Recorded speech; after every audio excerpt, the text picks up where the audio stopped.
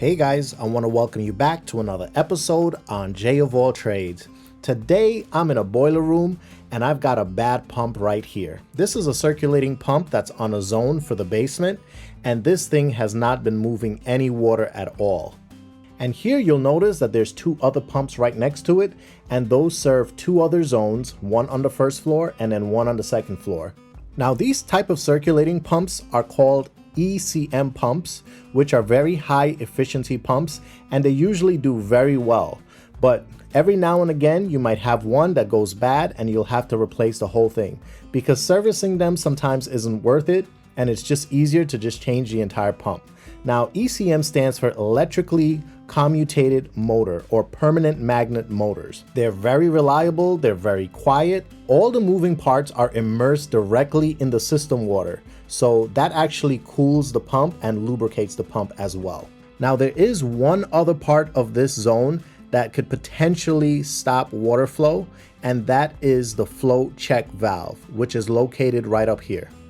Now, just to be sure, I've already checked the operation of this valve to make sure that it is working, and it is working correctly. Now, if you'd like to check the video on how to change this valve, I'll leave a link in the description so you guys can check that out as well. So here, we're ready to now replace this pump, so let's begin. The very first thing we're going to do is we're going to switch the power off to the boiler, and this will prevent the boiler from trying to start, as well as also killing power to the pump. The second thing I want to point out is that there is a valve here, and this allows water to flow into the boiler from the pumps. So we'll be using this valve to isolate the pump. And there's another valve here right above the pump as well, and we'll be shutting that as well, so that will isolate the pump there. And there's another two valves over here on this pump, as well as the pump in the back, and they are all joined to this one line in the bottom here, which moves water right into our boiler. And so we'll also shut those valves as well. Again, this is the main valve that I'm shutting that allows the pumps to move water from the zones into the boiler. Now we're going to shut this valve right above the pump here. This will prevent any water from this particular zone coming down to the pump. And we're also going to isolate the other zones as well to prevent any water from migrating from these zones into the main line. Here you're going to notice a spigot, and this allows you to drain water out of those zones. And as you can see, every single zone has a point where you can drain the zones out. So what we're going to do is we're going to take an extra precaution, and we're going to drain the zone just in case that isolation valve right below fails. Because if that valve does not hold the water, then everything from that zone will come out of that line when I open this line up to take the pump out. So we'd rather take the precaution and just drain it on the zone. Now before we start draining, we're going to need to shut this automatic fill valve, because this valve allows makeup water to automatically feed into this system if there's a loss of water. So we're just going to shut this here. This will prevent makeup water from entering the system when I'm trying to drain it. And as you can see, it's hooked up to that main line in the bottom there. So shutting the supply to this entire line will prevent water from feeding into that system. I'm going to place the other end of this hose into the sink here, and this will allow me to drain out my water here. Now I'm going to open up this drain valve here and allow the water from the zone to fully drain out of the system. And here it might be very hot, so just be careful with this water. After a while, you'll notice that the water will come to a standstill, and you're pretty much fully drained there. And again, you just want to be careful. You'll shut this drain valve right here, then you'll remove your hose. But just be careful, that water again might be very hot, so you want to take your time here. Now to confirm that this is fully drained, you can just simply crack this open a little bit first and then check. And right now I'm just getting a little bit of dripping, but for the most part that is fully empty, so I'm happy with that. Now we're ready to move on to the next part. Before we can fully remove this pump from this line, we're going to need to disconnect all the electric. There's usually one or two screws on these covers that are attached to this box. You're going to remove that screw, and once you open it up, you're going to be greeted with some wires and also a capacitor. Now right away, I see that there's two colors here. There's one that's red and one that's blue. So you're going to want to identify which one is your line and which one is your neutral or your common. And here I'm using a tester to ensure that there's no electricity coming to this pump. And now that we've verified that there's no electricity here, we can continue. So here I see that this bottom one, which is the red wire, is marked L for line, and this blue wire here is marked N for neutral. And here, this yellow cylinder is a capacitor. Now I'm going to remove the line and the neutral wires with a tiny flathead screwdriver.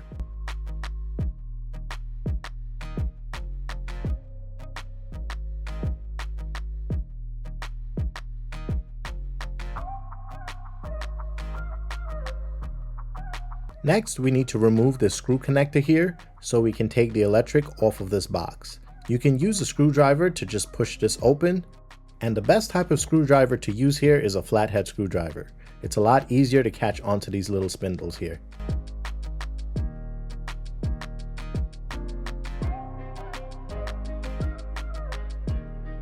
It's a good idea to put this connector back on here for now, just so we don't lose it. You're also going to want to move all these wires out of the way, because when we take this pump off, water is going to be coming out of that line. Here at the pump, you're going to notice 2 nuts and bolts at the top, and then 2 nuts and bolts at the bottom as well. So we're going to be removing those in order to get this pump out. I'll put this cover back on here, so this is going to go out with this pump. Now, most people will probably have 2 adjustable wrenches somewhere in their home, and you can definitely use these to loosen this up and get these nuts and bolts off. Ideally, an adjustable wrench and a socket might work even better, but let's try this out and see how it goes. So far, I've gotten both nuts loose here, and I'm able to walk them out with my fingers. Make sure you put these somewhere where you don't lose them. And now we're going to loosen the bottom ones. One thing I can tell you, doing the bottom is definitely more of an awkward position here, and it's a little bit more difficult to get a grab on these nuts and bolts. This is where the socket will shine. I'll keep going with the adjustable and see how I make out. One thing I noticed is that when I got this loose, it's not easily walking out like the ones in the top. So these in the bottom are definitely requiring a little bit more effort.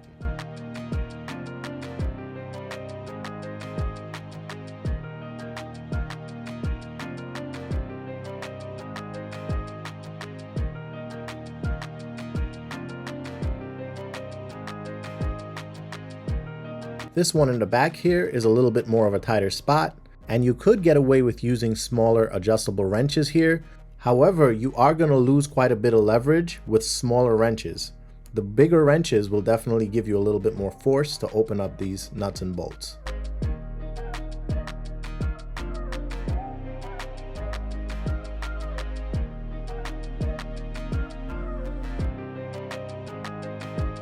These bolts are definitely a little bit tighter on there, and they're really held in there by the gasket. And here I'm just going to use a little downward force on the top of that bolt. And on the other side, it actually helped me to just twist it a little bit to free it up. And then I was able to just walk it out. Now, one thing you'll notice is that these bolts have a little debris on them. We'll need to clean these bolts out before reinstalling them. Before we continue, we're going to lay out some cloth under this here. And this is to prevent any water from going onto the floor, because we're going to get some residual water when we move this pump. Removing the top bolts were a little bit easier because of their location. They were also not fully stuck to the gasket, so that definitely helped.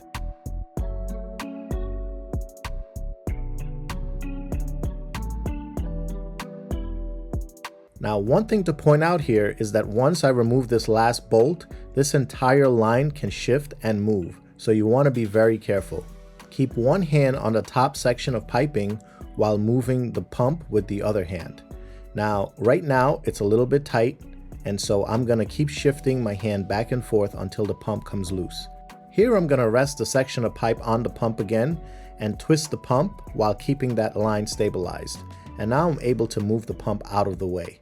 So here you can see that that entire gasket was completely brittle, and that happens over time where it just kind of breaks apart and falls apart when you move it off of this flange. Here I'm going to use a bungee tie to wrap around this line here, and I'm going to tie it to the other lines to stabilize it.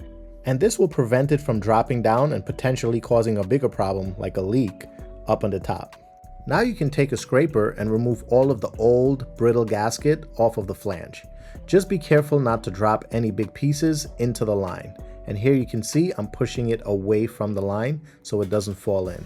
And I'll use this cloth to continue to clean around the flange. Now here you want to make sure that it's smooth and it's clean so that when you put your new gasket, it'll form a proper seal. And now that I'm getting closer to the opening here, I'm putting a cloth in the line itself to prevent any debris from falling in.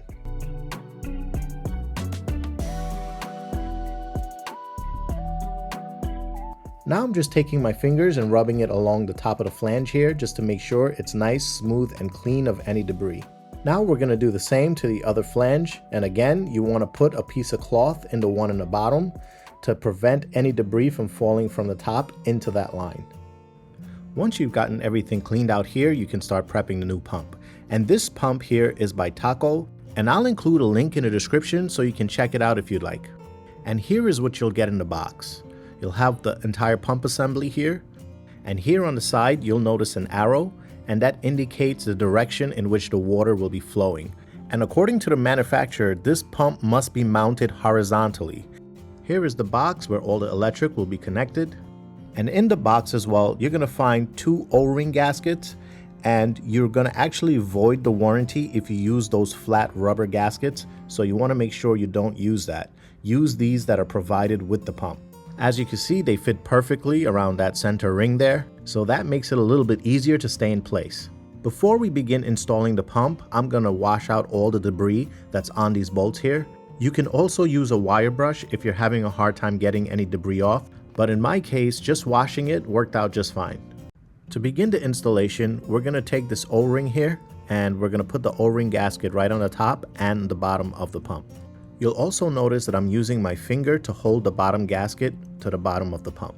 Don't forget to pay attention to this arrow because this indicates the direction of flow for the water, and that's going to be going downwards to the boiler. While we're holding the bottom gasket in place, we're going to sit this pump right on the flange here, and we're also going to take our piping here and place the top flange right on the pump. You want to make sure that those O-rings stay in place at the pump flange and also center everything with the flange on the piping as well. Once you have everything positioned where you need it to be, you can then start to install your nuts and bolts while making sure the pump stays positioned in the way that you want it to be.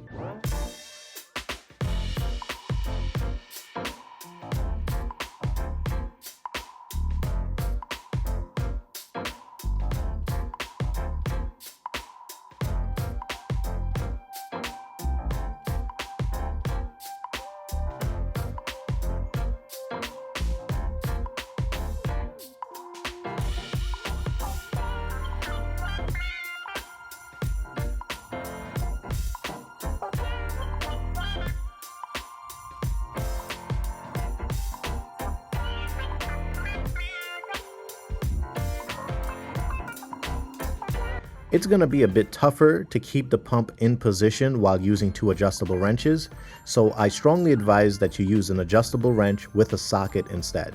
It definitely made things a lot easier and a lot faster, and more importantly, it helped me to also stabilize the pump. Another thing to note is that I'm not fully tightening one side. I'm actually tightening both sides little by little until I get everything fully tightened. This will give you a much more even spacing between the gasket and the flange, and that will minimize any potential for leaks later on.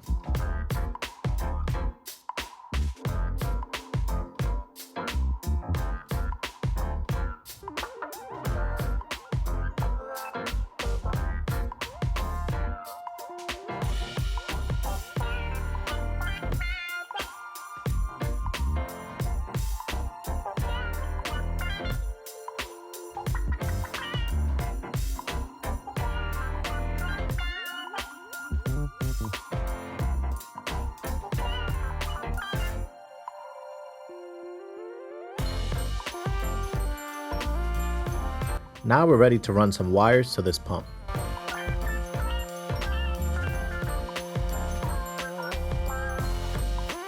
This little yellow guy here is your capacitor, and you'll notice there's a little metal holder for this capacitor here. Now we're going to take our BX cable here with the connector, and we're going to run the wire straight through into this hole here on the side of the box. And first, we're gonna move a couple wires out of the way. We're gonna remove this connecting nut, push our wires through the hole, and then we're gonna put this connecting nut right into this connector here. And we're gonna screw it in and then secure it to the box.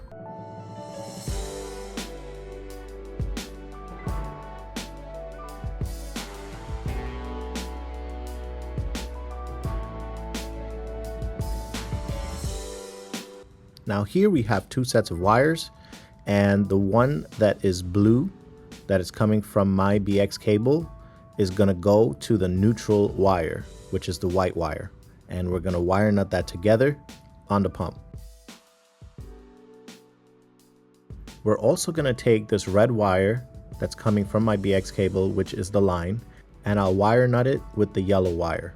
Keep in mind that when you do purchase a new circulating pump, it does come with wiring instructions, so be sure to follow those instructions. Once you have everything wired up, you can put everything back into the box and install the cover.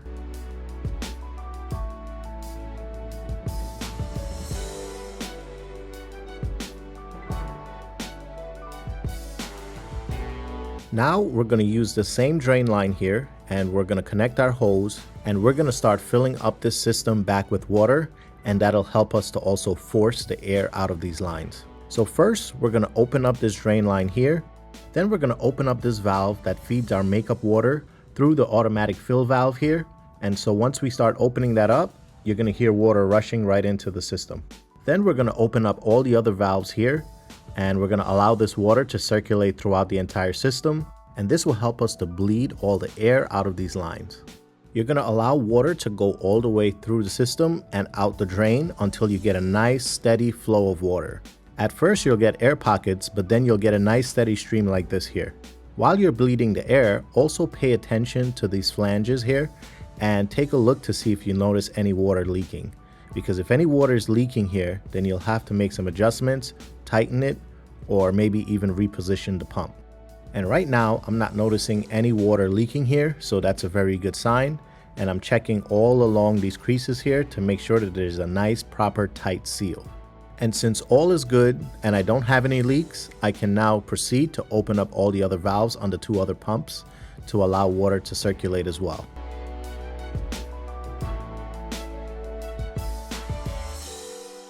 Once I've bled out all the air, I'm now going to close this drain valve right here, and then I'll disconnect my hose.